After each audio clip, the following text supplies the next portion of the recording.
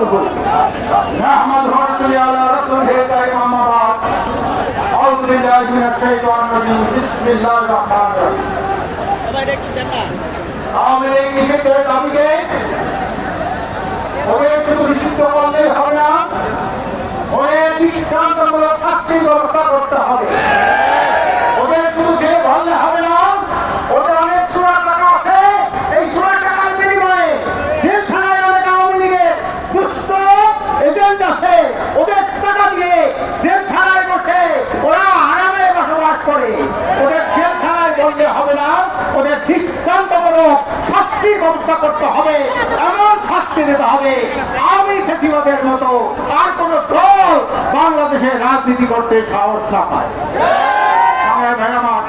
আজকের সভার সভাপতি অবশ্যই জাতীয় নেতৃবৃন্দ, দেশপ্রেমিক ইমানদার ভাই আমার, আজকে আওয়ামী লীগকে নিষিদ্ধ কেন চাই, আওয়ামী লীগের বিচার কেন চাই?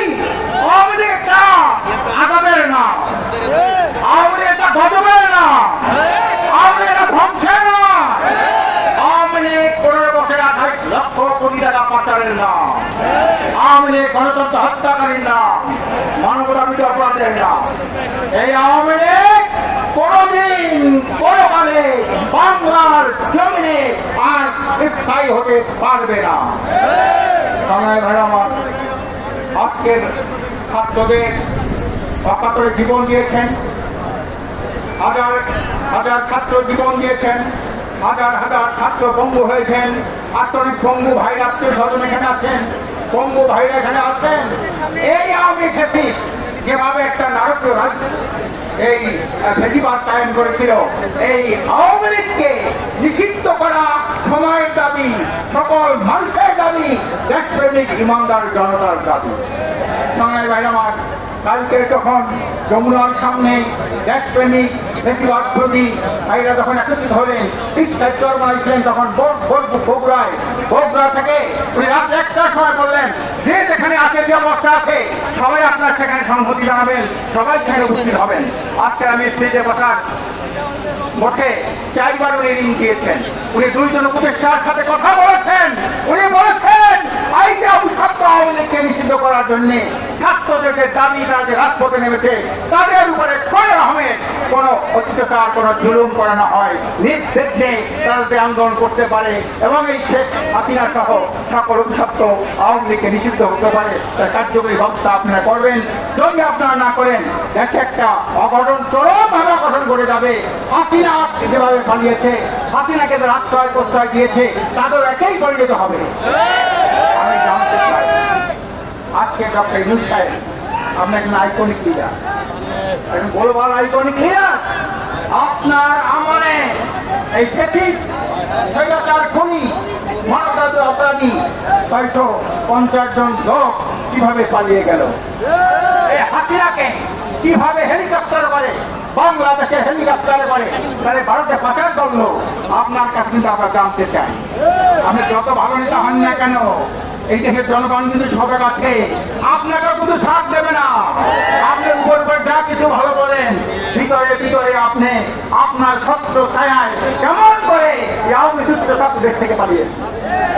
এনসিপি 2 জন যারা বৈশ্বিক ছাত্র আন্দোলন করছে, এখনো তাদের 2 জন উপদেষ্টা ভিতরে আছে।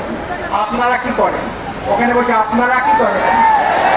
আপনাদের আমলে, আপনারা ক্ষমতায় থাকাকালীন আপনাদের আমলে আওয়ামী ফ্যাসিস্টরা কিভাবে পালিয়ে যান? এখনো প্রত্যেকটা মন্ত্রণালয়ে, প্রত্যেকটা সেক্টরে আওয়ামী ফ্যাসিস্টরা ঘাপটি মেরে বসে আছে। আজকের এই ঘাপটি মেরে আওয়ামী ফ্যাসিস্টরা বসে থাকলে কখনোই নির্বাচন সুস্থ হবে না। এই জন্য আমরা চাই একটা মৌলিক প্রয়োজনীয় ব্যবস্থা শেষে এবং আওয়ামী ফ্যাসিস্টদের বিচারের পরে এই দেশে একটা সুন্দর নির্বাচন হবে। আজকে যারা নির্বাচন পাগল হয়ে গেছে, আমরা 53 বছর নির্বাচন দেখেছি। 53 বছরের মধ্যে দেশকে আপনার বড় হিন্দুতে পরিণত করেছেন। 53 বছরে দেশটাকে বারবার দুর্নীতির বিশ্ব চ্যাম্পিয়ন বানিয়েছেন। নির্বাচন স্লোগান আর দেবেন না। আমরা সংস্কার চাই, আমরা আওয়ামী লীগের বিচার চাই, তারপরে নির্বাচন চাই। আমরা আগে স্থানীয় নির্বাচন চাই, তারপরে জাতীয় সংসদ নির্বাচন চাই। আমরা আওয়ামী লীগ ধরি এই ষড়যন্ত্র বন্ধ না হবে এবং আওয়ামী লীগের দোষরা ঘাটতি মারে বসে আছে। মীর জাফর তো বেশি হওয়া লাগে না, মীর জাফর একজন হলেই তো হয়। আজকের বাংলাদেশে যতই দেশপ্রেম চাই না কেন, মীর জাফররা কিন্তু বিভিন্ন জায়গায় ঘাটতি মেরে বসা। আমি ডক্টর সাহিত্য বলবো আমরা অনেক ভালো লোক, অনেক ভদ্র লোক, অনেক দেশপ্রেমিক লোক, কিন্তু আপনি এই রাজনীতিটা বোঝেন কিনা? আওয়ামী লীগ দুঃশাসন থেকে তাকে মুক্তি পেয়েছে, কিন্তু তাদের ফ্যাসিস্টরা এখনো দেশ থেকে মুক্ত হয় নাই। আজকে তো আমাদের ঢুকতে দিতে চাই না, আমরা যখন দিকে ঢুকি আমাদের ঢুকতে দিতে চাই না। আমি তখন বললাম আওয়ামী লীগের পুলিশ কিনা অবস্থা কিন্তু অত্যন্ত খারাপ হবে, তখন তারা ছেড়ে দিল। এখনো কিন্তু মনে করবেন না যে সিরাজউদ্দৌলা মারা গেছে, মীর জাফর বন্ধ হয়ে গেছে, এখন কিন্তু ছেড়ে থেকে মীর জাফর। সংগ্রামী ভাই আমার, যতদিন এই আন্দোলন, যতদিন হাসিনার পতন না হয়, সংগ্রামী ইসলাম ও ছাত্রী ব্যবস্থা না হয়, ততদিন এই আন্দোলন চলবে। আমি ইসলামী আন্দোলন সহ সকল ইসলামী দল, ব্যাটসম্যান দলকে আহ্বান জানাবো, আসলে আমরা সর্বশক্তি দিয়ে এই ফ্যাসিস্ট হাসিনার চিরতরে কবর রচনা করি। দেশটাকে দুঃশাসন দুর্নীতি মুক্ত একটি শক্তি সমৃদ্ধ কল্যাণ রাষ্ট্র প্রতিষ্ঠা করি। আমার তৌফিক ইল্লা বিল্লাহ।